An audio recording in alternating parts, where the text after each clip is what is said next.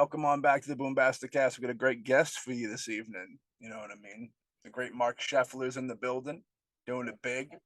You might know Mark from playing Junior in Wes Craven's Last House on the Left, which, as I've said numerous times in life and maybe on the show, Last House on the Left is a movie that when I caught that movie for the first time, it rocked my mind. It was some heavy duty shit. You know what I mean? For anybody that hasn't seen it out there, go see it. You're missing out. Super psychological horror, probably some of the best of psychological horror. I guess if you were to put together a list, it would definitely be in the top three, maybe even numero uno on psychological horror. I equate it often to Clockwork Orange with craziness. The wrong person sees it. I'll get into it in the episode. So I won't talk about that shit now. Alexander, how you doing over there? I'm doing good. Yeah, I mean, Last House on the Left, that is one of those movies that you put in a special category. It's a visual film. When you see it, it brings out a lot of deep, dark feelings, and none of those feelings are good. But no ghoul. You gotta give credit to all filmmakers that are willing to go into the place where angels fear to tread. And Last House on the Left is a perfect example of that. And another thing about Mark is he's also a writer and a comedian. He's done a lot of other stuff too, and he's written for a lot of different TV shows. Harry and the Henderson, Charles in Charge, Who's the Boss? I got down with some Harry and the Hendersons pretty heavy. Who's the Boss? Who hasn't seen Who's the Boss? You know what I mean? And of course, Charles in Charge. I want to tell everybody a very personal thing out there. When Matt Fisher was that's right, the co-host of the BoomBastiCAST, Matt Fisher, when he was a youngin', a teenager, Charles in Charge was such a big deal to him that his cousin Carl was given the nickname Carl's in Charge. That's how big that was, you know what I mean? So shout out Carl Baranzo and shout out Charles in Charge. We can't be affiliated with the gentleman who stars in it because he's catching heat all the time. Yeah. We don't want to catch that heat, dude. The Fonz ain't here to save us. You know what I mean? But we're about to kick into some serious shit here because this is some good times about to be had. We always love getting into the stand-up eras of people's lives in the early, in the 70s and the 80s, you know what I mean, the 90s even. But the golden era for comedy, you know what I mean? Prepare yourselves for the one and only Marc Sheffler. All right, Mark, welcome to the show. Well, thanks for having me. Anytime, man. Anytime. How you doing over there? My wife and I just got back from a 10-week trip to South America. So we're now reintegrating ourselves into our house and kind of getting back to that. And I'm back writing my book. I've been working on a book for a little while. Awesome. So I'm now kind of back worrying until my internet went out, and then I'm fucked. And so now I just chilled out for the weekend, and that's about it. I relate to the internet thing, and I wanted to say this on the camera because last weekend I lost the internet, and I had to cancel a few shows, unfortunately. And I think those people thought that I was being lazy or something. So I just no, it's like astounding how dependent we've become on this thing that nobody knows where it is, right? Yeah. We just know that it is, but no one's, it's like 1500 Commonwealth Avenue. No, that's not it. Well, where is this internet located? Well, it really doesn't have a place. It's kind of like the universe. It doesn't have an address, but we all take it to faith that it's there. And we know it's there because when it isn't there, we're fucked. Right. It's like that Willy Wonka thing where it's above your head in a million pieces. That's what it is. You know what I mean? Yeah. So we thank you for being on the show. This has been a long time coming. Well, thank you for having me again. Anytime, man. Anytime. So we usually like to kick off where it all started. You know what I mean? I know you were a theater guy. When did you kind of catch the bug for acting? Oh, I can lay that out like in very specific detail. You see that picture behind me? Yeah. That I'm pointing to? Okay. I'll just take you guys up and show it to you. All right. Let's see here. Do I have to turn the camera around? I guess I do. You might have to. Okay. Yeah. Okay. So that's me. And the Stooges. That's me when I was 10 years old. Yeah. With the Three Stooges. So here's the 411 behind that. My father was a kind of salesman guy. And in the run up to my 10th birthday, while we were having lunch one day, he said to me, hey, listen, you're going to be 10. You made it like a decade. You got a new decade coming up. You're a boy now at 10, but when this decade is over, you'll be a man. Yeah. So this is a really important decade. So let's kick it off right. What would you like for your birthday? Not some regular gift. Just tell me what you want. So being a child, a young man of my era, I looked at my father and I said, oh, that's easy. I want the Three Stooges. And my dad looked at me and said that, well, look, I can't 100% promise that I can get him, but I can 100% promise that I'll try. And he got him. They were doing a nightclub gig, 2-week gig at the Holiday House outside of Pittsburgh, where I grew up. To me when he found out, and he called a friend of his. So my dad came to me and said, look, here's the deal. I can get him for you, but it's not going to be on your birthday. It would have to be the following January, from September, when my birthday is. And he said, if you're okay with that, I'll book it. So I said, yeah, sure. I don't care. 3 months after my birthday, what do I care? Yeah. So he did. And he had a party. He threw a party at this nightclub in the afternoon, a matinee. And my about 60 friends and family, and then friends of friends and family who couldn't believe that some guy hired the Three Stooges to perform at their son's 10th birthday party. So midway through the show, Mo stops the show, looks out at everybody in the audience, and he says, folks, we're all here to celebrate Mark's 10th birthday. Where's Mark? And I raised my hand, and he said, oh, happy birthday, Mark. And then Larry and Curly Joe DeRita, happy birthday, Mark.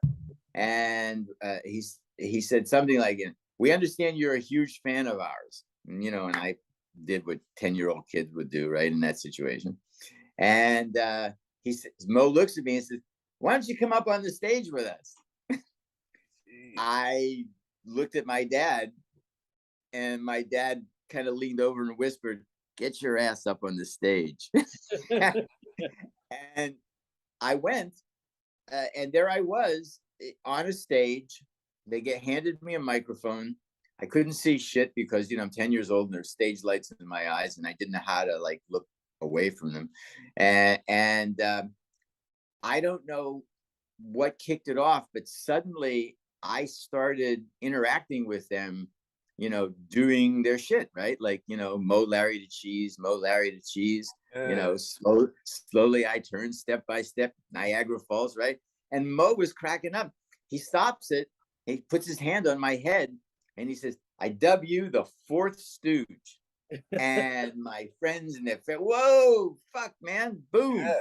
And so I remember, obviously the event, but I remember feeling when everybody started applauding and screaming, I remember feeling this kind of morphine-like wave of warmth come over me, right? You ever had morphine? You ever been in an accident and have morphine?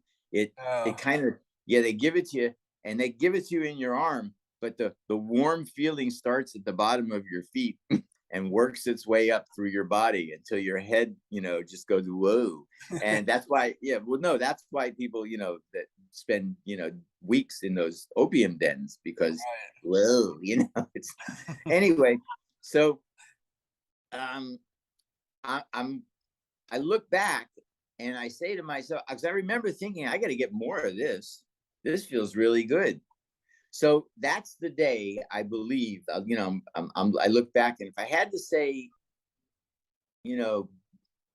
even bet, that's the day when I decided, that this is where I belong. I felt so like comfortable. Yeah. On the, and of course, since I'm my own favorite subject, I just love being the center of attention in that moment. It was like, it was narcotic. It was, I want this. This is fun. That's it, man. That's where it happened. I could imagine, dude, getting on stage with the Stooges. You know what I mean? Oh no, it was like, I was the equivalent of a star football player in school for like the next 2.5 months. Yeah. And then of course I would then stand and hold court on the playground. Instead of throwing balls around, I was throwing lines around. I just, from that moment on, like, aimed myself at my career. I just fucking aimed myself at it. Yeah. Well, when Mo gives you the golden touch and says it's time for you to perform as well, you got to, you know what I mean? That's what it is. Yeah. It was just like the most empowering experience. Not just, it was on the fan level an extraordinary experience. Yeah. But beneath that, for me personally, it was the spark that ignited my life. So it was amazing for me. Yeah. I know. So when you were getting into the comedy aspect of it, there, like, get thrown around jokes and stuff. I thought comedy came in a little later. Did comedy come in before Last House, or did comedy come way before? Okay. Sure. Yeah, because when I got Last House, I was in New York. I was doing stand up, and I had just come out of a gig working for a well-known comedian back then, a guy named London Lee, whose act was predicated on the fact that he was he was like Jewish Trumps, right? Only nice people. They were much nicer, but that kind of like self-made money, hundreds of millions of dollars. And I was his roadmate. I met him when I was the stage manager of the Raleigh in South Fallsburg, in the Catskill Mountains, a place I had gone to begin my career right after I dropped out of college. So I had done, I progressed with London from being his road manager. I drove his car, I ran errands, I did all that schleppy shit. Yeah. And then I had written a couple of jokes that I thought would work, and I gave them to him, and he did them one night on stage, and they killed. And then I wrote a few more jokes, and they killed. And soon I was, I was writing jokes. I'd met through him the two comedy writers that he worked with, Jules Klein, who was known professionally as JK, and a guy named Sherry Cloth. And these two guys couldn't have been more opposite.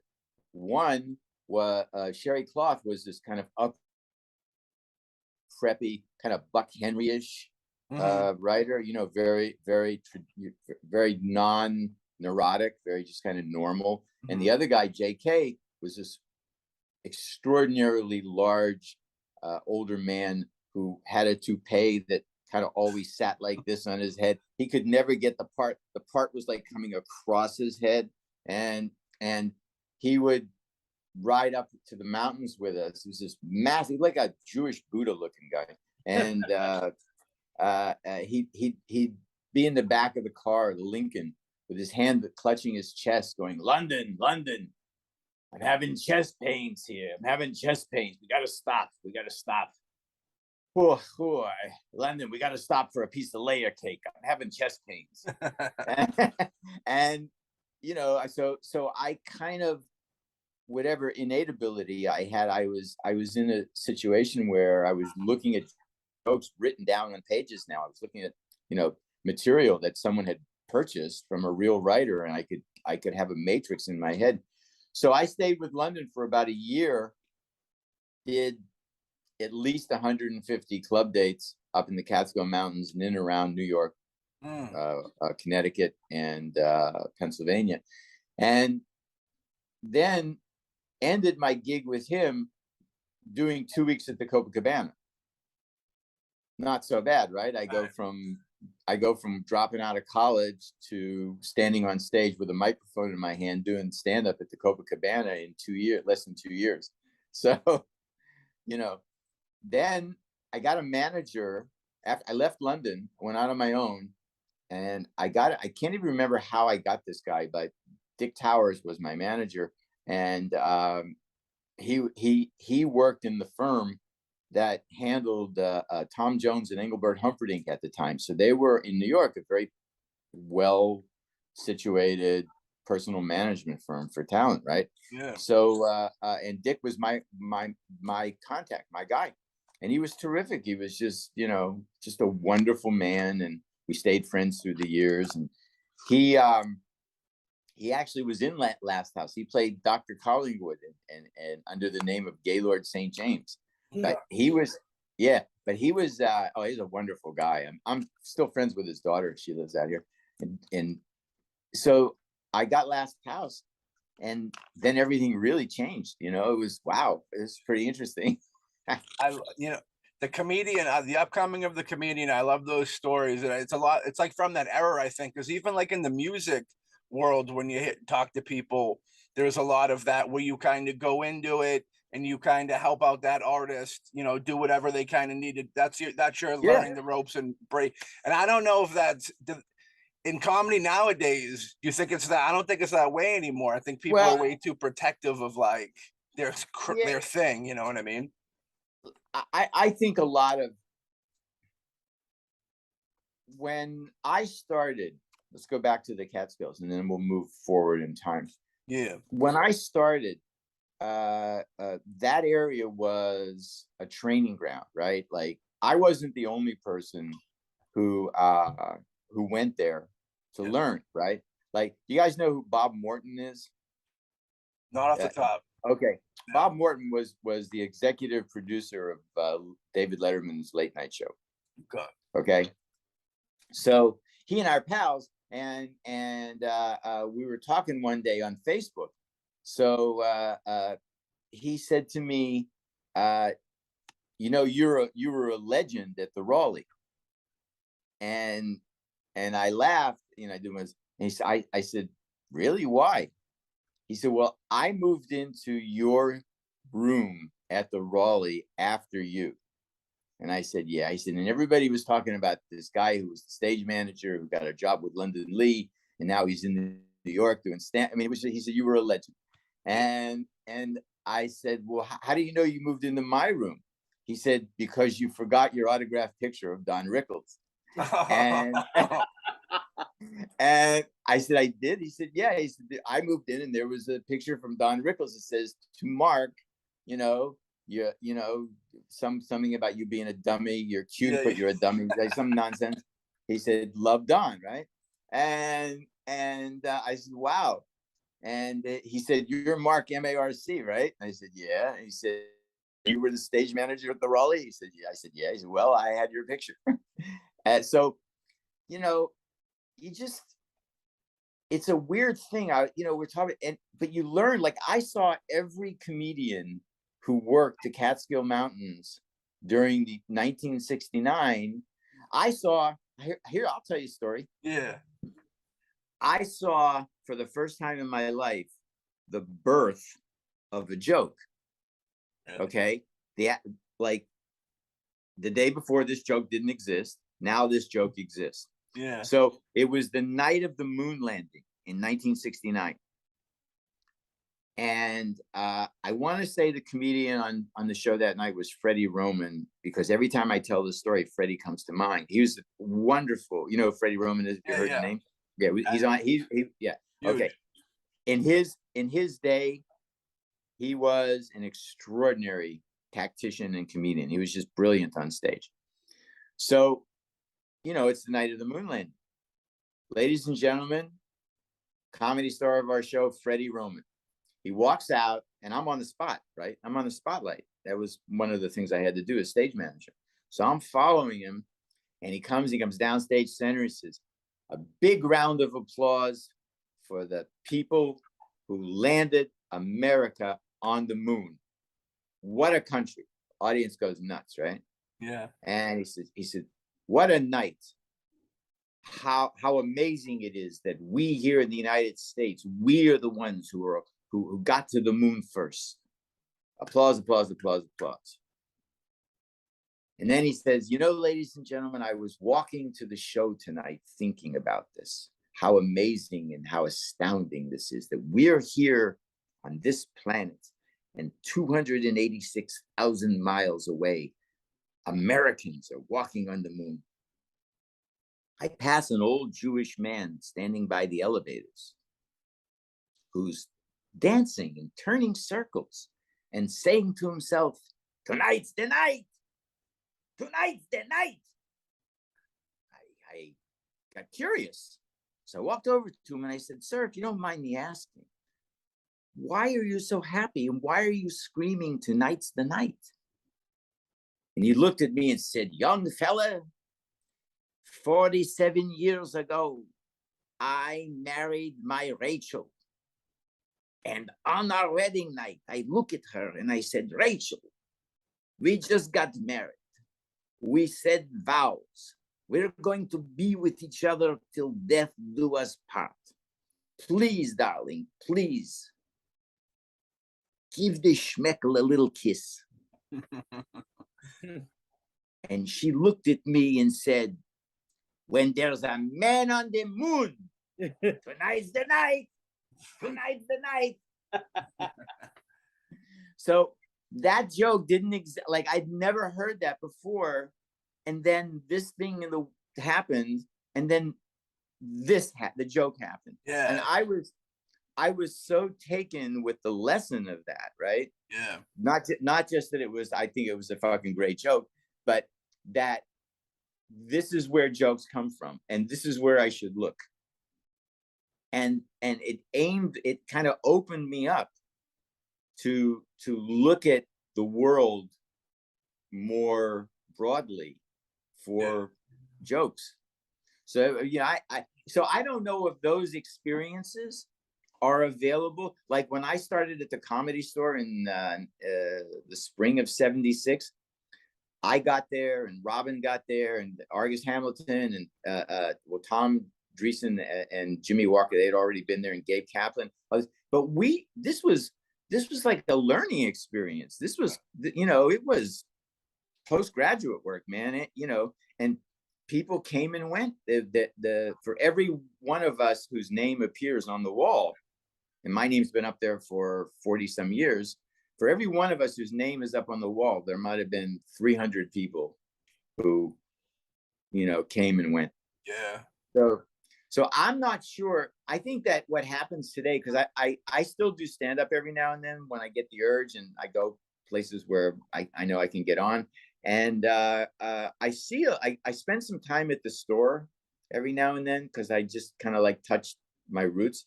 And I'm not sure that younger comedians are getting the experience, the learning experience, because everybody's going for that, Netflix special, that, Hulu special. Everybody, there's this golden fleece that it seems accessible, right? Mm-hmm. And I've seen some of those, and frankly, the people who they're there and they're doing it, but they're not ready yet. And doesn't mean they never will be, but sometimes it's best to, hone your craft and hone your material a few years, because if it's really good material, it will only get better. Yeah. So I don't know. I'm just, sounds like I'm pontificating, but no, I do come from a certain experiential point of view. So, iconic, it's a great era. Was Mitzi Shore running the Comedy Store? Oh yeah, husband at that point. Yeah. Before the divorce. Mitzi made me a regular. She gave me a time on Monday nights because it's he doesn't have to stand in line, but I still want to, I said okay to that. So I started hanging out at the store. I was able to go in there and just say, I'm doing a show here in a few weeks, doing a set, whatever. So they would let me in. And the first night I was there, sitting in the audience to watch, not only the performers, but the audience, I saw Steve Bluestein and Tim Thomerson on the same show. And I about quit. I said, nah, I can't do this shit. These guys are, because keep in mind, I just come from back east and I was doing Catskill Mountain stuff, and it just was funny there, but I said to myself, this shit isn't going to work here. It's just not. So I kept the gig, and I wrote a brand new 5 minutes. So I went on the first time and I did it, and it was okay, was respectable. Rewrote, got invited back the next week, rewrote, did some stuff, punched up, went back second time, much better. Everything worked. Not where I wanted it, but worked.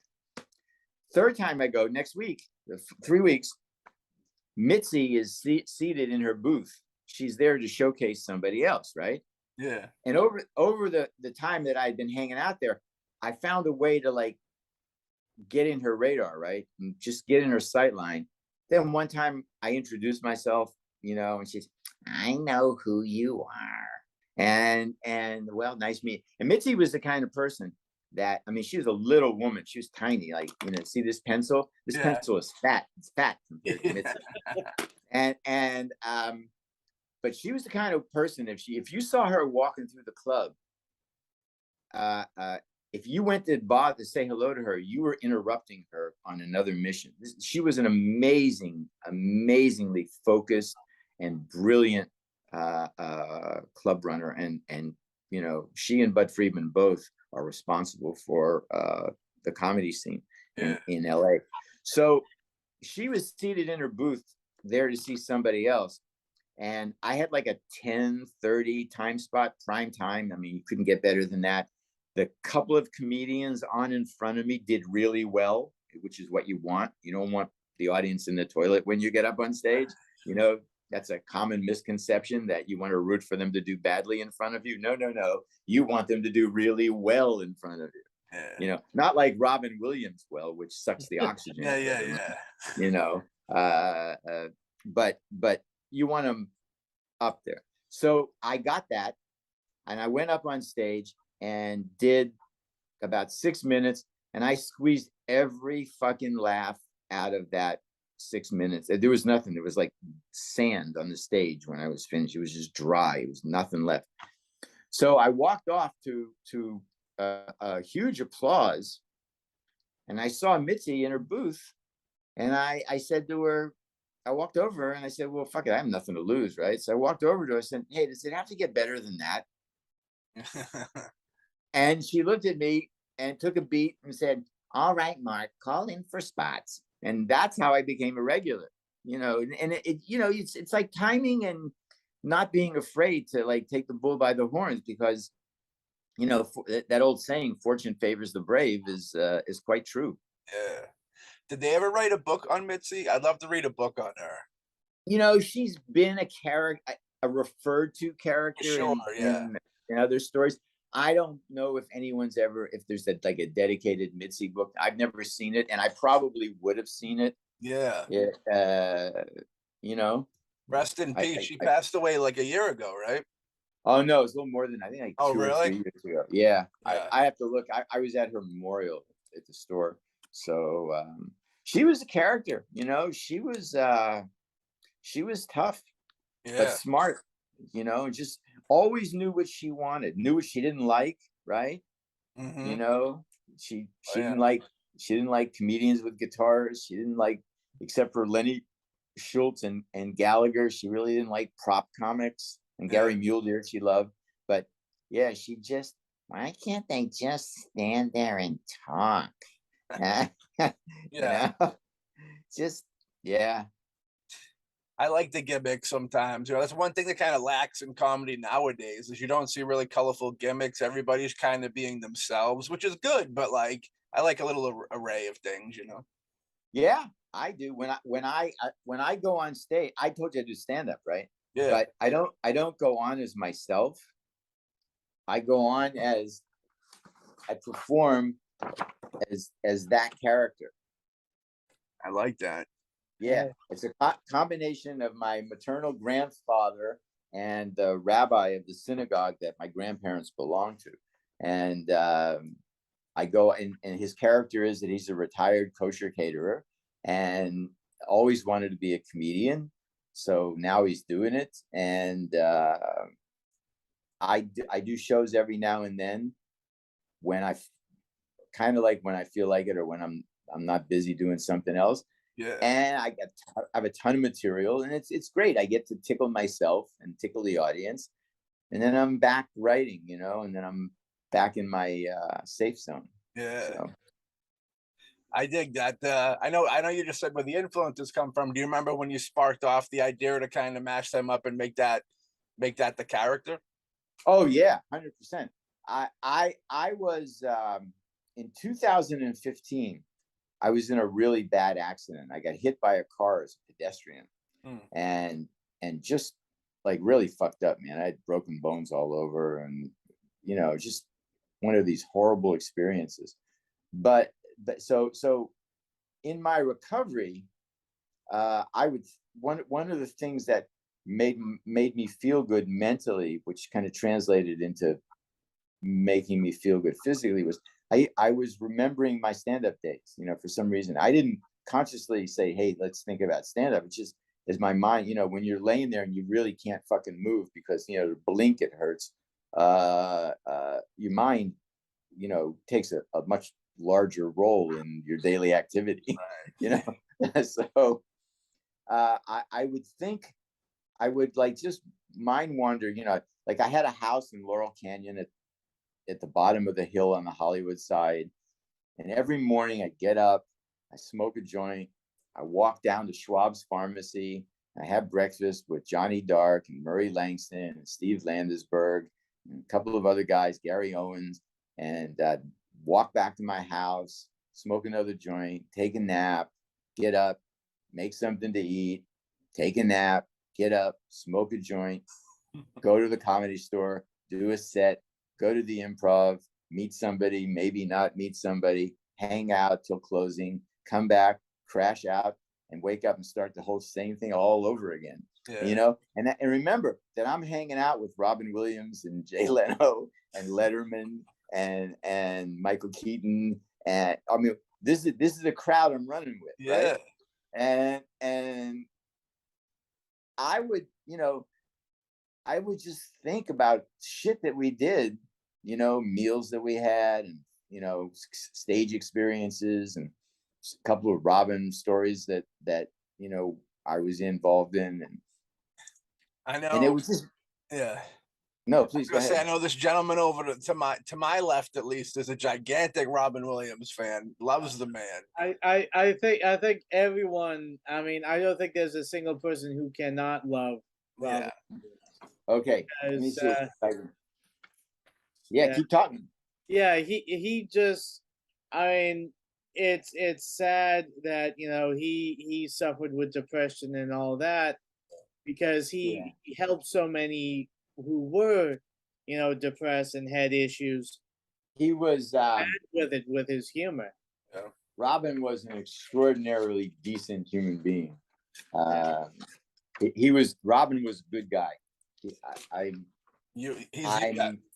universally loved, for sure. You know, everybody. I remember after he passed, there was this video that he sent to a fan that was like battling cancer, and it was all like so hopeful. I get goosebumps just thinking about the video now, because it was like, what a dude, like, to be going through that much yourself and to still be able to bring hope. That's kind of you guys. Yeah.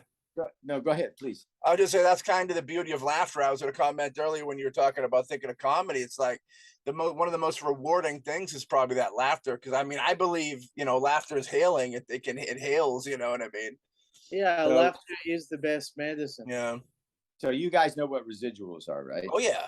Yeah. Okay. So what's the date of this? Oh yeah, in March. This check is dated March 31st, 2021.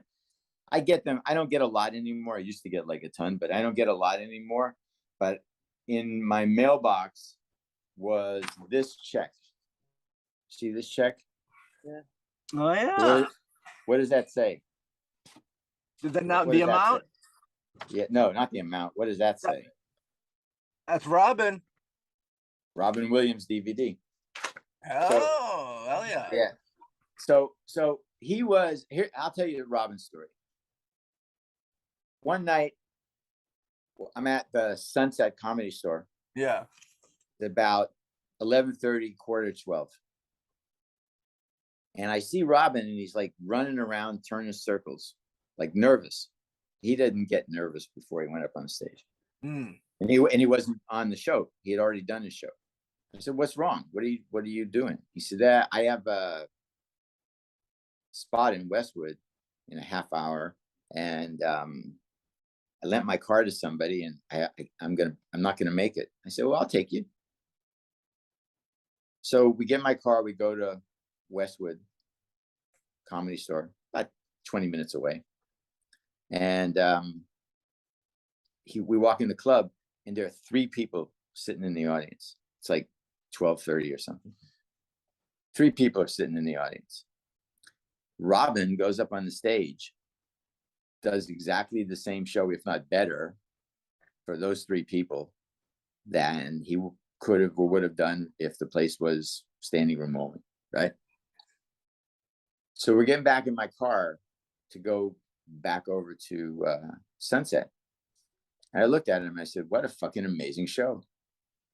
And he was very shy at times and very humble about shit, and he just looked at me and said, "Oh, thank you, man. Thank you. Thank you." And I said, "No, not that you could do a good show. Everybody fucking knows that." I said that you did the same or better show for those 3 people than if there were 300 people in there. And in what I can only describe as the most innocent, waifish, like non-heavy, philosophical manner, he just quipped to me, "Yeah, well, you gotta." Yeah. Just like that. And I went, bam, lesson learned. I mean, it was just an amazing moment. Of course you do that. Why wouldn't you do that? I mean, right. Robin was the purest natural performer I've ever seen in my life. Yeah. And I met a lot of people. He was the purest. He was pure performing energy, that guy.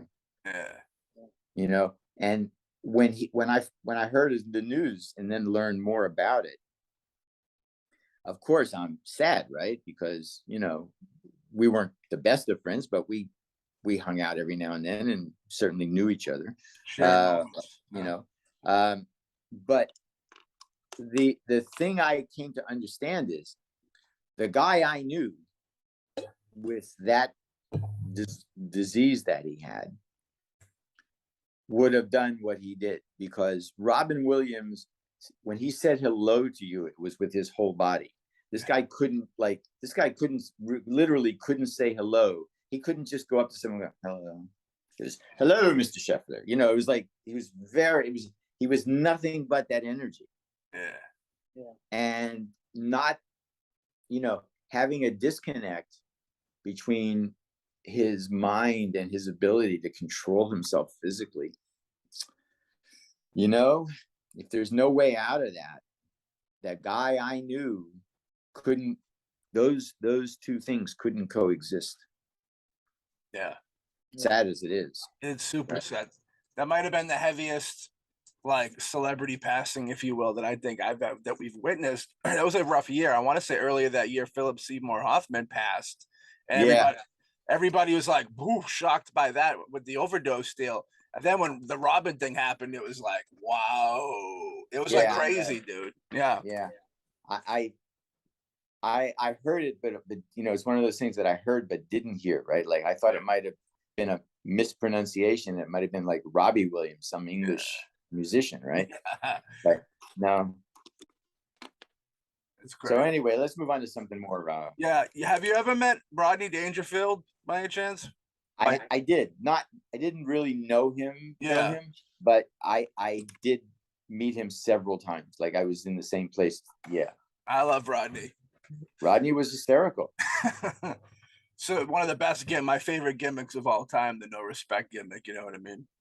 Oh yeah. Look how it worked. So how did you come? Yeah. How did you come to be involved with the Last House on the Left film? Well, as I mentioned, I had a manager in the New York. management, yeah.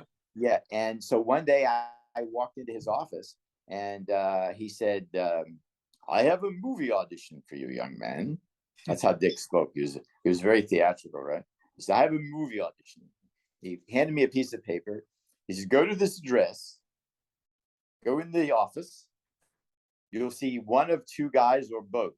One's name is Wes, the other's Sean. I don't know their last names. Tell them I sent you. So I go and I do it. I meet Wes, tall, skinny, blonde-haired, hippie-looking guy, and Sean, short, stocky, mustache, executive. It was like they looked like the visual creative and business standing next to each other, right? Yeah.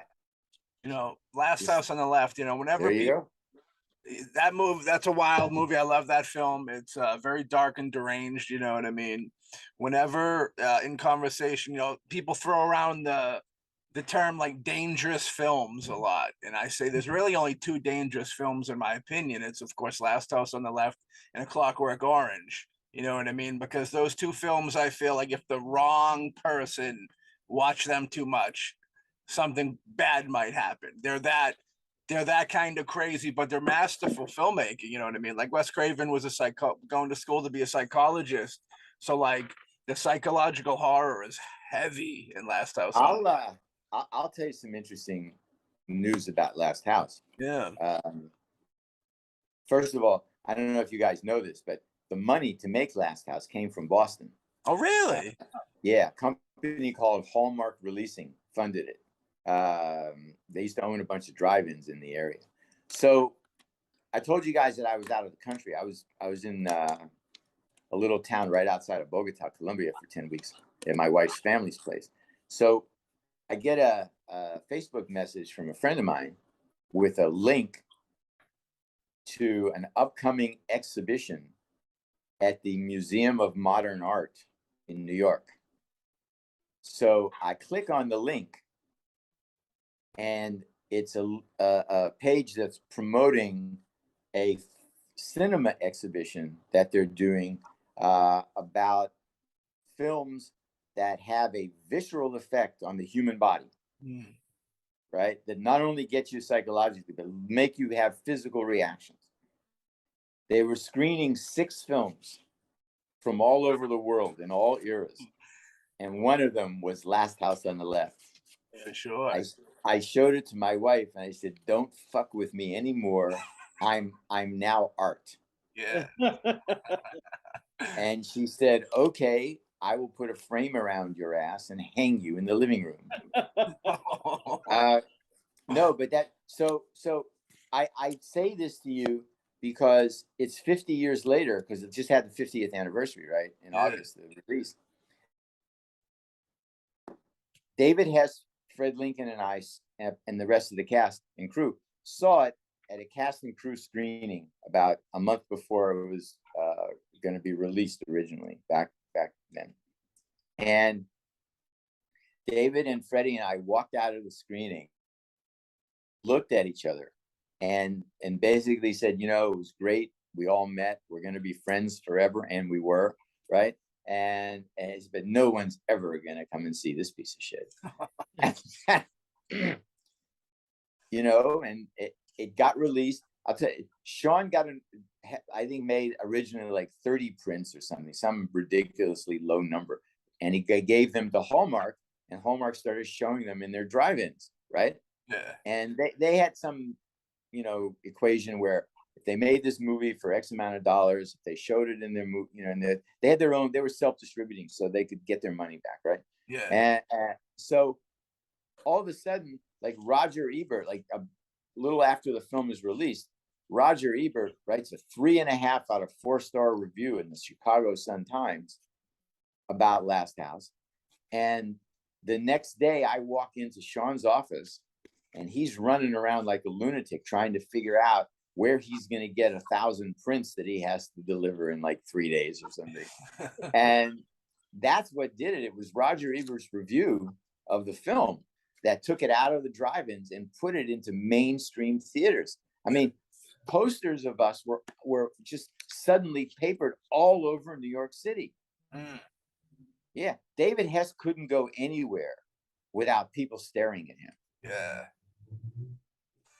You know, and I was right there with him, you know, so it was trippy times, man. It was trippy times. You know, Siskel and Ebert giving you that doesn't always work out to that, you know. No, not Siskel and Ebert, just Rob. That Siskel and Ebert didn't exist at this time. Roger Ebert was the film critic for the #1 film critic in the country, and the film critic for the Chicago Sun-Times. No, this is long before Siskel and Ebert. This is in 1972. I wonder if Ebert knew that he had the power that his words saying, it's kind of like the rock and roll thing where it's like you put the parental advisory sticker on it and then the kids want to hear it more to see what the fuss is about. You know what I mean? I wonder if he knew that his words would have the power like that, or if he was just, you know, giving his opinion type deal. I'm sure he wasn't trying to help the film, but you know what I mean? Like he was just writing, he was just writing his honest review. You know, it was somehow he came across the film, he watched it, and this is his reaction. Yeah. I don't know, changed my life. Was it big? Did it get it once it hit theaters? Was it a big deal? And I know a lot of films, it takes years before they become cult. You know what I mean? No, what happened? Here's what happened. He writes the review. The film breaks wide. I think like 1,000 theaters, and Jeremy says longer, but I think around 2 weeks. It was either the #1 film in the country or high up in the top 10. Wow. Oh yeah, it was fucking unbelievable. That's like crazy. I had no idea it was at #1. That's crazy. That is crazy. Jeremy says it's #1. I don't recall that. Yeah, but I do recall for about 2 weeks, top 10 for sure. Even entering like that realm with a movie that dark, that horrifically dark, you know what I mean, is crazy. Well, just not only dark but obscure. You know, there was no independent film scene then. It was all studio run. You know, to have a film like this break through that particular membrane was amazing. Yeah, it was Wes's first film, I believe. You believe correctly. Yeah, that was. I'm glad to hear that. You know, when it was popping, I know you said you and David Hess were catching some eyeballs because let me tell you. So the publicity company learns that I'm from Pittsburgh. So and Last House is about to open in Pittsburgh at a big theater downtown, right? So they asked me if I would like to go back and do some publicity. So I said, hell yeah. So they send me back there, and I hook up with my dad, who, you know, also served as my AirSats press agent. And for about 4 or 5 days, I do local TV and print interviews, and you know, whatever the normal that you would imagine, you know. So I was getting this window into like, wow, this is like what movie star shit is like, right? So you know, and needless to say, I was really tripping out on that. And an interesting byproduct of all of this stuff was that about 3 or 4 girls from my high school graduating class, who a scant 3 years earlier wouldn't give me the time of day, were suddenly offering me a whole lot more than the time of day. and I remember being with one of them and kind of like being in the moment and being out of the moment simultaneously. And the part that was in the moment was like really enjoying himself. And the part that was out of the moment was having this kind of rabbinical, objective, philosophical moment. And I remember saying to myself, yes, sir, you have made an excellent career choice. And I said, and they, wow, this is like fucking amazing. You know, this is like, here it is. Yeah. Okay, here it is. And yeah, and that lasted that high lasted I'm gonna say maybe 3 weeks, right? And I'm back to being an out of work actor in New York.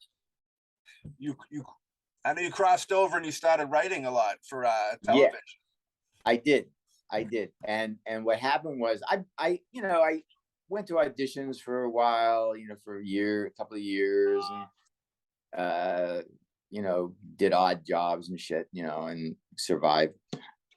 Then I got real tired of it. I started like thinking about those days when, women were going crazy just because I was in the room for 10 minutes, right? Yeah. And however long it lasted, right?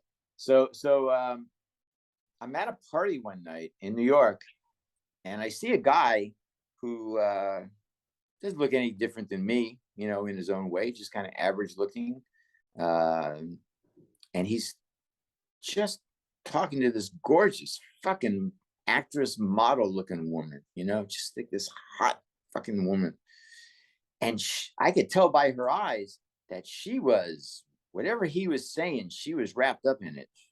Yeah. So I kind of moved closer to them, and I heard this guy, and he was saying, yes, well, I just finished the first act of the screenplay, and and I got to get on it because I have an agent on the coast, and he's waiting for it.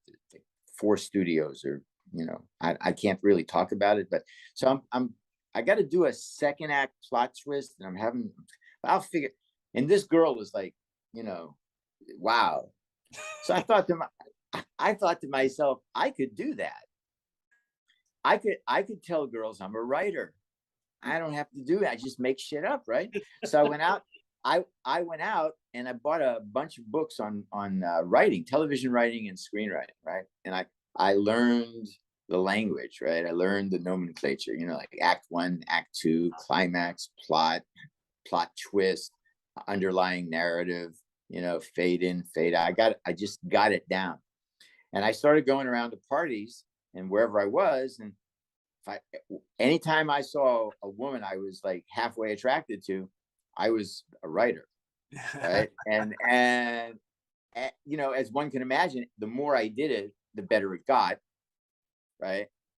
And the more I did it, the more it became like a routine. Like I knew where everything was, knew where the laughs were. I knew, So I was in a commercial audition for a guy named N. Lee Lacy.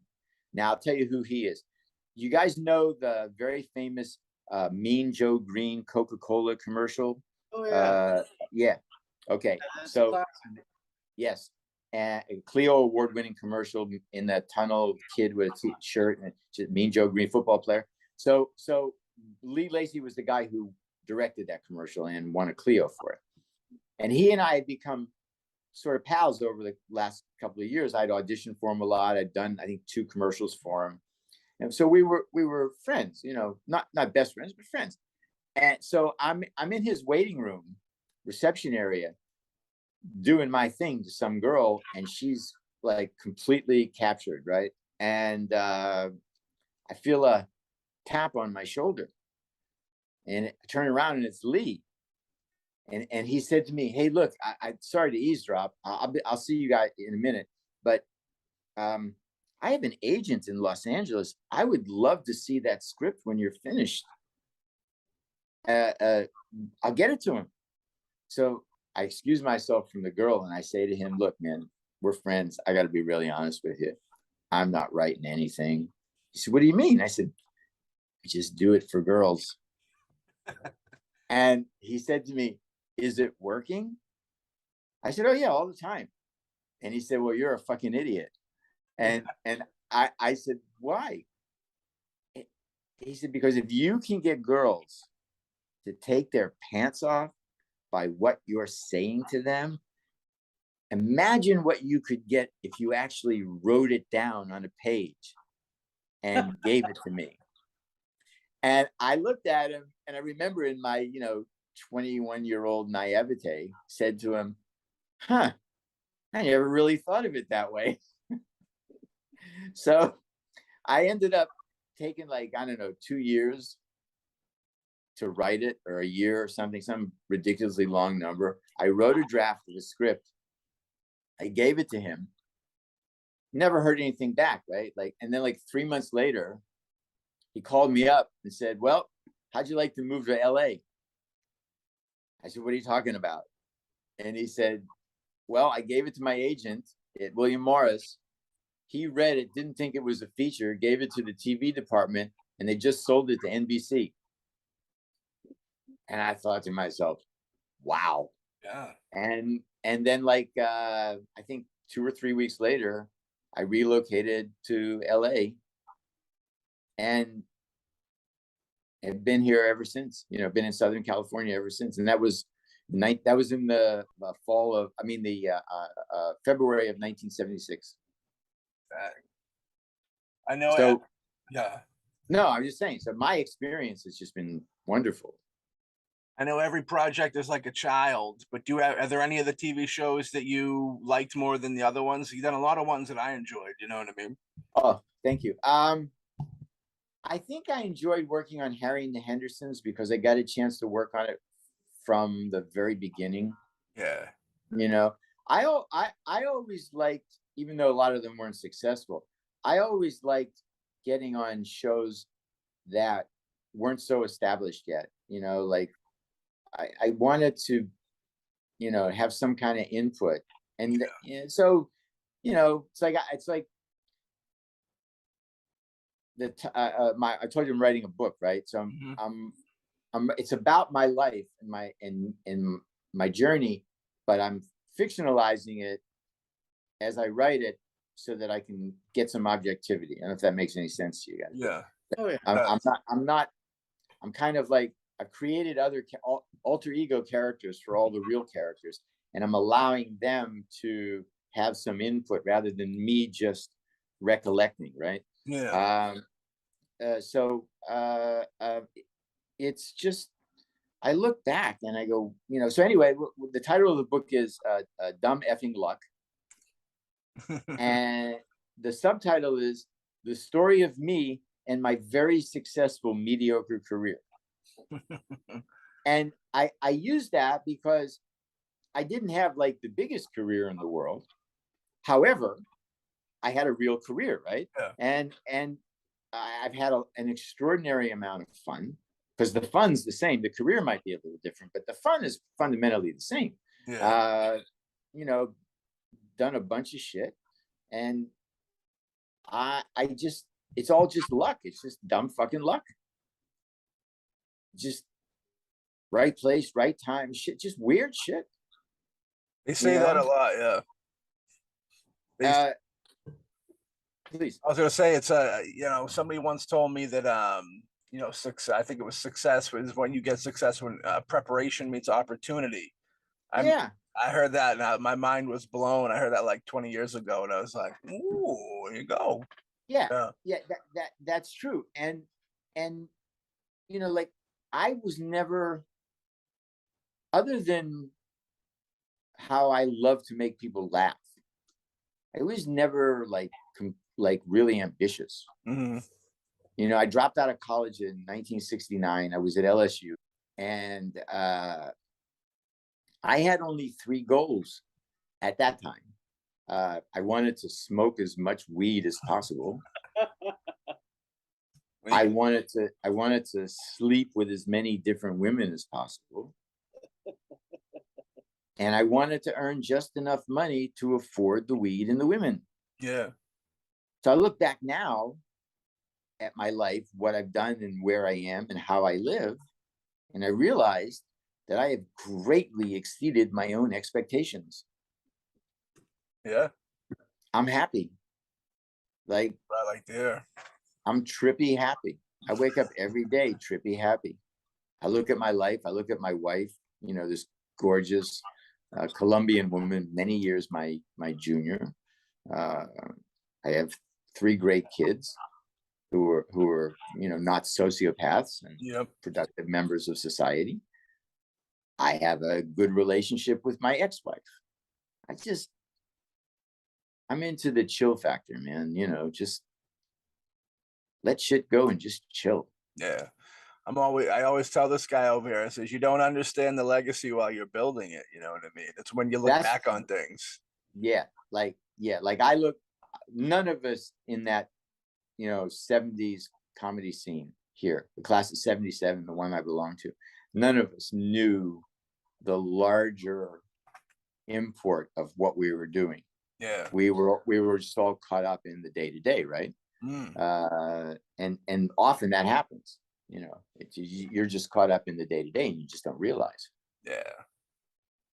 I remember you once told me you had dinner with Walter Matthau and Carol O'Connor, Archie Bunk himself. How did that come about? And how was that? Those two guys are legendary. Well, Walter, it was one of the years that I did the People's Choice Awards, that I was writing the People's Choice Awards. Yeah. And I had known Walter at that time for a couple of years. And Walter was a charming, wonderful, and talented, but just a brilliant guy to have a lunch and conversation with. And I was part of a group of people, just like four of us, who would have lunch with Walter about 3 or 4 times a year for maybe a 5-year period of time, right? And George Schlatter, who created Laugh-In, was one of them. My former writing partner, Sam Denoff, myself, and Walter. And we would always have lunch at the Beverly Hills Tennis Club, which Walter belonged to it. And every lunch that we had, Walter would show up with books. He would bring books for us to read. He would walk in and go, boys, listen, I just read these books. They're wonderful. They're wonderful. Here, I bought copies for all of you guys. Here, everyone take a book. And so we'd have, and mostly when I would have lunch with Walter, I was like the youngest person there, right? And the least experienced. So I just keep my fucking mouth shut. I just listened to these guys talk because it was, like being a fly on a wall in Hollywood history, in a Hollywood History Museum. So Sam and I were trying to get Walter to do a TV show. We had a deal at Columbia. We created a show, a half-hour comedy that the studio said, if you can get Walter Matthau, we'll give you 22 on the air right now. So, of course, we were trying, right? And Sam knew. So we were trying to get it. We had the script, and we knew Walter was like a big horse track guy, racetrack guy. So we got Columbia Pictures to go along with this to hire a racehorse and a jockey in silks and deliver the script to him at his house on horseback. So we arrange everything, and Sam calls Walter, and it goes, Sam says, hello, Walter? Yes. Sam. Hello, Sam. You gonna be home for like an hour or so, kid? Yes, I don't plan on going anywhere. I'm here. All right, listen, I might be in the neighborhood, so I might stop by. All right, look forward to seeing you, Sam. So that happens. Sam then picks up the phone, calls Columbia and says, go now, calls the executive. So we drive out there.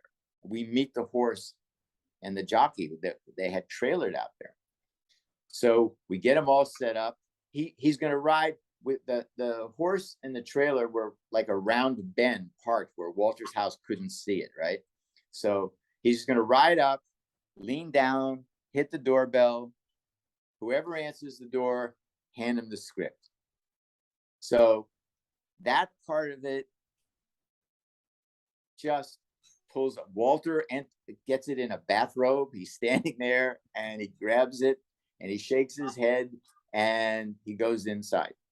So anyway, we go back to the office and there's a message. Sam's phone light up. And we push the button. He goes, "Hey, it's Walter. Fucking guys are crazy. Give me a call." So we call him back. And again, he repeats himself. "You guys are crazy. You out of your fucking minds." And we said, "We wanted you to get the script." And we went, "Yes, I'm going to read. I'm going to read." All right, now Walter has the script. So we get the job on the People's Choice Awards. And Don Mischer, who was the executive producer, said, "You guys know Walter Matthau, right?" And we said, "Yeah." So you think you could get him to do X, Y, and Z? Basically conduct a Mozart short symphony, right? Some 90-second thing or 10-second thing. So we go to Walter and we said, "The People's Choice Award wants to book you, but not as a presenter, as an entertainer." "Oh, really? What?" And we tell him. He said, "Absolutely, I'll do it." So now we're heroes, right? So we said, "What about the script?" And he says, I'm reading it. So now the show comes and Carol O'Connor is a guest on the show. And at the after party at Chasen's in Beverly Hills, Sam and I are seated at the same table as Walter and Carol, right? Again, what the fuck am I doing here, right? Like, Jesus fucking Christ. So there I am.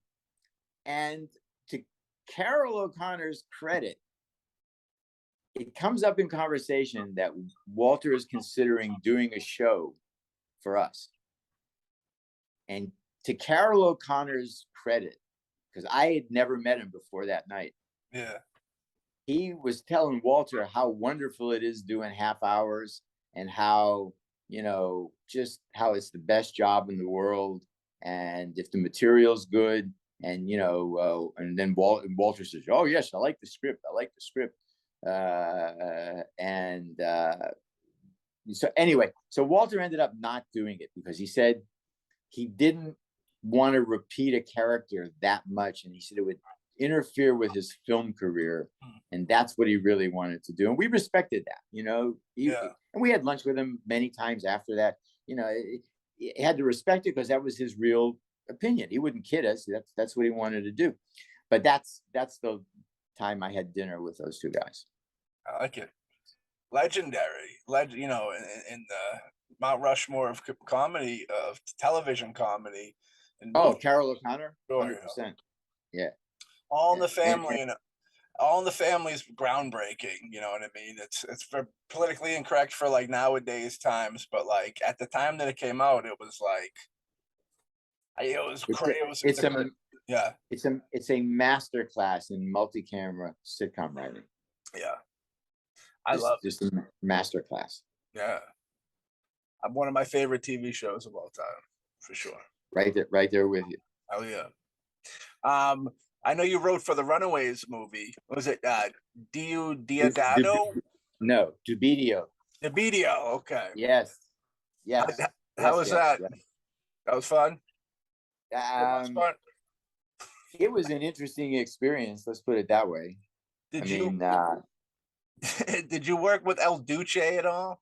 I know that he was a part of that. He's a wild, crazy guy. Yeah, I'd met him a few times, but no, I wasn't there when Alan shot that scene. The way that happened was the guy who directed it and produced it is Alan Sachs. He's a very famous TV person, right? And Alan and I have been friends forever, and we've worked together quite a bit, and we're good friends. Even now, we talk all the time. So he called me up one day, and he said, and we have names for each other. Like I'm Benny and he's Angel. So we, I like that. So like my phone rings. I'm in my Hollywood house, and I said, "Hello." And he goes, "Benny, it's Angel." I said, "What's up?" He said, "I got a project that's kind of strange. So I thought of you." Okay. So Alan was a runner, and I was a runner until I got hurt. And so he says, "You want to go on a run? We'll go on a long run. I'll tell you about it." So We run from like Sunset and Doheny through Beverly Hills all the way, like all the way up to Roxbury and around and down to Santa Monica and up Doheny again. So he tells me a story that a friend of his who owns a post-production house, somebody was editing a film there and they ran out of money and they scrammed and they left him with a negative. And it's like, I don't know, 40% finished. And the guy who owns the post-production house wants to know if there's a way to finish it on the cheap. So maybe he could have like a whole movie and try to get his money back. So I said, okay. He said, you want to take a look at it? I said, yeah. So I go to a place in Hollywood, a post-production house. And on a small screen, I watched 40 minutes of Joan Jett and the Runaways doing weird shit out in the country, just like riding around, like not doing anything in particular. It's just so, and it's disjointed and there's no context and it's just garbage. Yeah. So Alan said to me, what do you think? I said, I don't have an answer for you now because it's, you know, it's not a simple answer. Yeah. So I went home and I thought, and I came up with something. And I said to Alan, I called him, I said, let's go on a run again. So we went on another run. And I said, here's my idea. We don't have any money to spend. So we have to have one location to do the rest of the film and whatever exterior shots we can grab. And he said, okay, I agree. And I said, why don't we just go with the truth? And he said, what do you mean? I said, why don't we hire one actor to play a lunatic filmmaker who's on the hook to organize crime for a budget on a film that he's never going to finish, and he knows it, and he's scrambling. And Alan said, I like that. I said, yeah, that way we can go to the Joan Jett footage and not ever have to put it in context because he's viewing it out of context. And he's trying to make it work. We don't have any obligation to make it work. We only have an obligation to make him work. Yeah. So we pitched that to the guy who owned the post-production house, knowing that he was probably going to have to come up with like, you know, 50, 75,000 to finish it, to do it that way, using his facility as a primary location. And he agreed. And that's how the video got made. Did it make its money back? I have no idea. It's coming to 4K. And I don't say that negatively or positively. I just factually have no idea. I hear you that I'm on the we're in the independent world, and we even have films that we worked on and we have no idea if they're ever coming out. You know what I mean? So on a bigger scale with bigger money, I definitely hear you on that. If I was gonna do that, if I was gonna like make a film independently right now, I would buy like 6 iPhone Pro 14 Pros with the maximum storage. I'd buy a great, sound recorder, or I'd hire some, and I'd shoot everything in iPhones. I'd buy pedestals for them. I'd buy shit, because all that shit exists. Yeah. I would just shoot everything in a fucking iPhone. There's no, for somebody who's trying to break through to make a film, they should have a script that can be shot with those. Yeah. And just do that. Just fuck it, because you can get this almost the same result. Mm-hmm. Yeah, they look good. Look great. Cameras look fantastic. Yeah. I mean, when they do commercials, Apple does commercials and it says shot on an iPhone. They're not kidding. They can't lie about that. It's just shot and lit by professionals, but that's easy to accomplish. Yeah. But that's how I would do it. I've actually thought about doing that. Yeah, no, I thought about doing a TV show shot completely on iPhones. That'd be cool. Yeah. Like a multi-camera show completely on iPhones. Every time a new iPhone comes out, and right when you go into Boston, they always got a big billboard of a picture that was shot on the new iPhone, so you get a Oh good yeah, vibe, of what it looks like. yeah. I had a question about Chaos. Sure.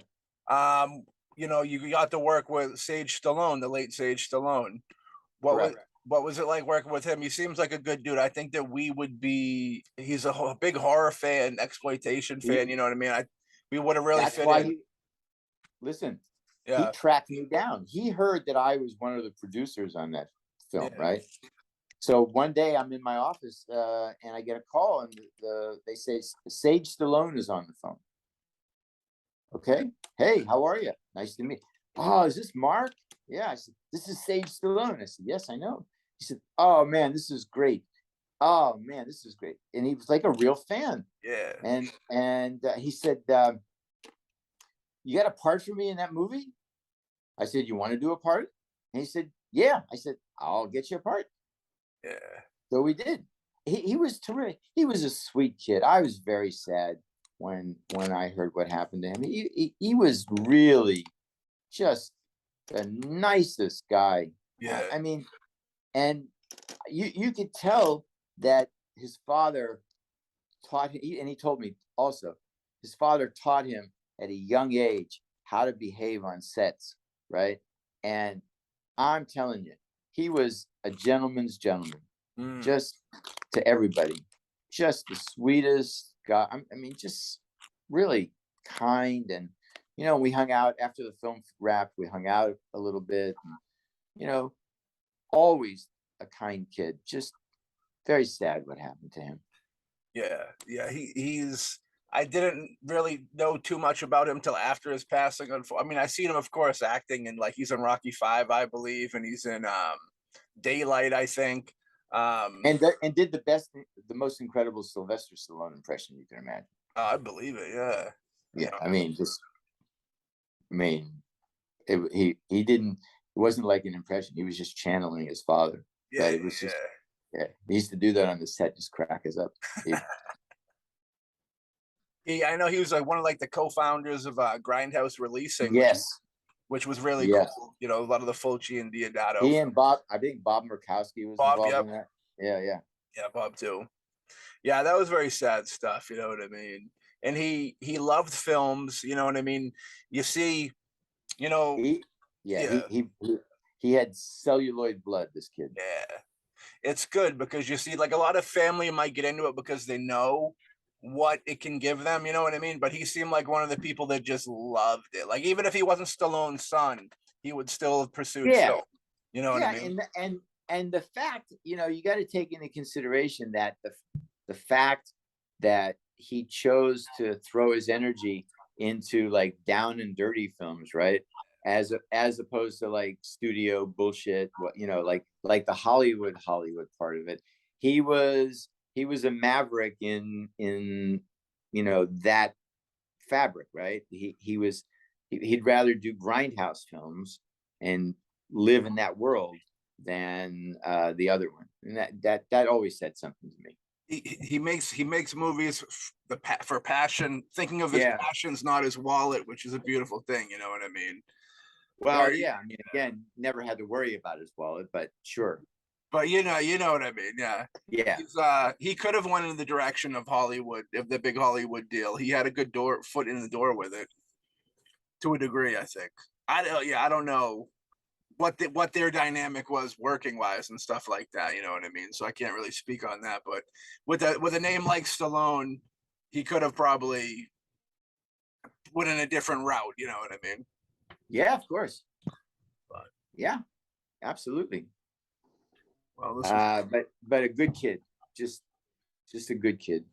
Yeah, he's somebody. I think we all would. He would have been a good, me and Alex. I think would have had a lot to talk to him about because we all like the same types of films he was pushing. And he would have been a very solid guest for your show. And he's a maverick. I mean, people don't know much. People that don't dive deep into with that Grindhouse Releasing thing. It's really huge because a lot of films were brought here for the first time through that. You know what I mean? Foreign films and such. Absolutely tragic. I know that when Clu Gulager passed away not too long ago, the Vic short that they did together. I went back and looked at some of that stuff. You know what I mean? The promo for it. He and Clue were very, very close. They were very good friends. Yeah. So very sad stuff. Well, what are you gonna do? Alex, do you have any final questions? The only thing is that I was interested in. It looks like you were a writer on the how Bugs Bunny won the West. That is true. And you got to work with Mel Blanc, which I mean, well, I didn't work like in the room with Mel Blanc. You wrote for him. I did write stuff that I believe he did. Yes. How was he? Was he a good guy? You know, meet him? No, I never got a chance to meet him. I'll give you a kind of a blanket statement about people out here. Yeah. In the business, 99.9% of them are just normal people with abnormal jobs. Right. Yeah. And you know, plus or minus, you know, the ability to develop quirkiness because things are time indulgent, and you know, you can like get away doing some silly shit more than people in a different environment. But mostly everybody I've met along the way, just normal people with abnormal jobs. Yeah, I dig it. We you know, Mark, this was a lot of fun. We appreciate you coming on, giving us your time. I hope it worked for you. Hope you get a show out of it. It was, of course we will. It was great. We'll promote the book when it comes out if you want to come back on, and we'll figure out. I think we'll do the video around book release time type deal. You know what I mean? I will pound every podcast I've ever done when I finish that book and it's out. We'd love to have you back here, man. Okay. All right, man. I got one last question for you. Sure. We got a lot of filmmakers, like I said, authors, comedians, all types of walks to watch the show. And we always like to ask, you know, for the people on the come up, you know, when they find themselves in a tough situation where it just feels like nothing's working for them, or they're in like a hole on something. Do you have any advice for them of positivity to kind of keep going, or like, you know, it's going to get brighter if you hold out type vibe? Okay. First of all, it doesn't always get brighter if you hold out. Yeah. And that's part of the pain. Yeah. Right.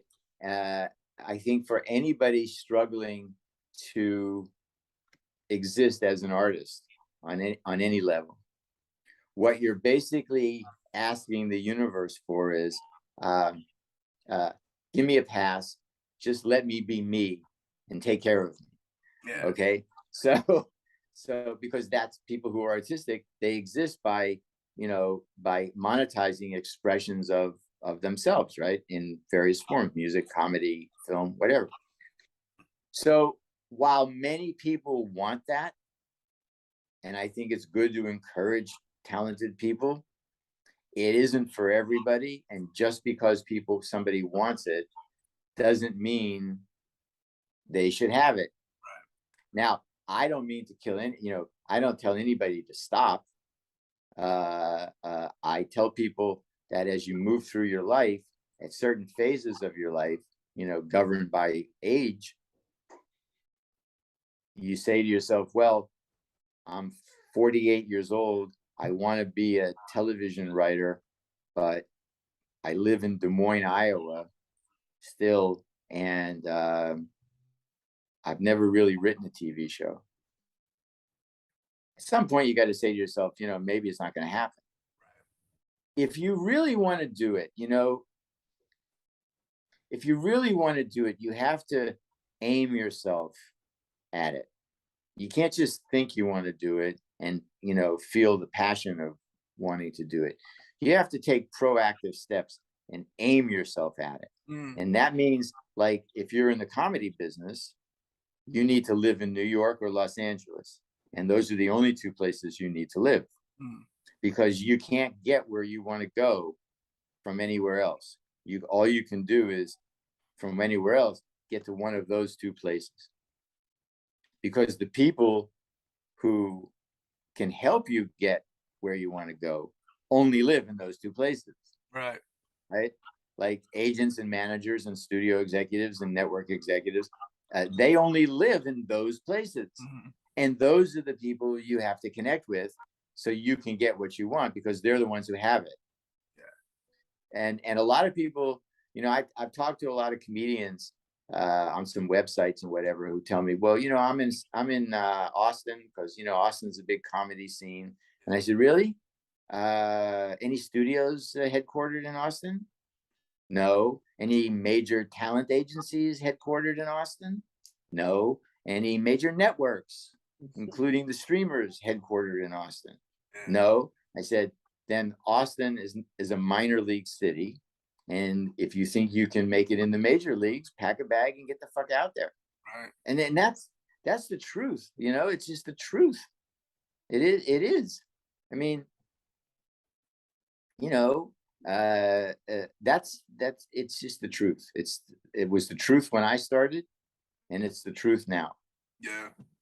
So Austin has Joe Rogan. I think that's their biggest comedy thing going. He's got all his Joe Rogan for whatever he is. He's just a guy. He's not an industry, right?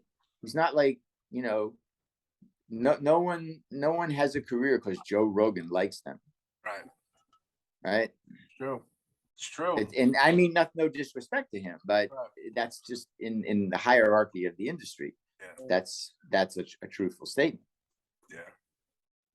You know, so my advice to people is to develop your craft. Right. If you're a comedian, develop material, because that's what it's all about. Develop your point of view. You know, try to have a point of view that's so unique that you could write jokes that only you could do. That you perform. So develop that, and then move to Los Angeles or New York, because it's all like jerk off until you get there. It's true. I'm not kidding you. Jay Leno from Boston used to drive from Boston to New York to do gigs and then drive back. And then Jay moved to LA. That's the thing. You know, Boston was known for, like, we'd have a lot of comedians come here to cut their teeth, you know, like Rogan, Bill Burr, Patrice O'Neill, stuff like that. And then they go to the bigger stage, of course, which is, like you say, New York or California. That's the hub of all of it. That's it. That's it. That's the only reason. I mean, those are the only two places. And every other excuse that I've heard from people, and I've heard a shitload of them, it all boils down to they just don't really know if they could do it, and they have obligations, and I totally understand that, right? But if you're really meant to do it, you find a way. No, I agree with that. It's tough. It's hard. It's not easy.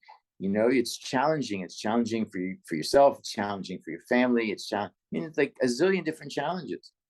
You just, I don't know. Like, you do it. You just do it. And there's even more. It's like there's more people doing it now, like you said earlier in the show, on the names on the Comedy Stories. So for all the names that are up there, there's 300 that aren't up there. It's probably like for all the names that are, there's 3 million now that out there trying that aren't doing. You know what I mean? Yeah, I mean, you know, there's the age old thing of like I have some friends who are road comics, right? And they're out there making good money. They're out there doing shows and making good money, and they're good. But that's not a career. That's a job. Right. Yeah, you got to have a career, and a career is about, you know, being here and doing things and being very strategic, and you know, I don't know. It is different. I give it that, but it's basically the same in that talent survives, right? Whether it's perseverance and combination of actual talent and perseverance, but you got to be in the game to play the game. You can't play the game sitting in the stands. You got to be on the field. Well, that's great advice. I dig that. Well, Mark, thank you again for being on the show. Thank you for having me. I hope my center of attention flaw in my character didn't bore you guys to death. You're more interesting than we are, so don't worry. Well, when the book comes out, you're always welcome back on the show. We'd love to promote it, and the whole deal. Okay. All right. Well, thank you very much. Thanks for having me again. You guys have a great rest of your Sunday. You too. Thank you very much. Talk soon. That was fucking a really good time with Marc Sheffler. You know what I mean? A lot of fun hearing about all the Last House stuff, the stand-up stuff, you know what I mean? Television working, you know what I mean? A little bit of everything. That was a good time. Marc was a really good dude. What'd you think, Hawkman? Well, I enjoyed a lot. I mean, I really enjoyed him talking about his stand-up days and his experiences. And like I said, I always enjoy when we're just talking with our guests, and they bring us down. They bring up stories that we don't even know about or didn't even know that were there. They bring us into their experiences, and we always love that. And we learn more about them and also more about ourselves while going down this path. I really enjoyed him. He's a really funny guy. One of these days, I gotta catch his stand-up. I really wanted to do that. That'd be cool if he came out this way and did some stand-up. I know he said he's in Boston every now and again. Be nice to link up. You know what I mean? Yeah. So yeah, this was good times. If anybody out there has never seen Last House on the Left, you gotta check the flick out. It's good for you. Not good for your mind. It's good for your movie knowledge. To put it in your archives. Don't watch it too much. You know what I mean? Yeah, Wes Craven, fantastic. The psychology of the horror in those first couple films is what make them, iconic. That Last House, iconic. Nightmare on Elm Street, quite possibly, at least for the time, for a while, was like the biggest horror movie there ever was. You know what I mean? Yeah. Also, The Hills Have Eyes is pretty iconic for what it is. Way better than part two. Way better than part two. Part two's tough times. But number one, fantastic. The reboot, the Aja reboot of The Hills Have Eyes is actually pretty good too, I will say. I recommend. But yeah, for sure. Everybody get out there and support Marc. You know what I mean? And all his endeavors. The book will be coming out soon. But if you're catching this video, the book is probably out. And you should be going to buy it on the Amazon or wherever it's being sold. We will have a link in the old description if it is out to purchase at the time of this video. You want to say anything in closing? No. Just that it was great talking to him. He is a very interesting and fun guy, and learned a lot and learned a lot of interesting things. And he had a lot of great points that he brought up about dealing with the industry itself. It was a great discussion. I had a lot of fun, and we'll definitely have him on in the future. So it's your pals Maddie and Alex signing off from the BoomBastiCAST. Peace.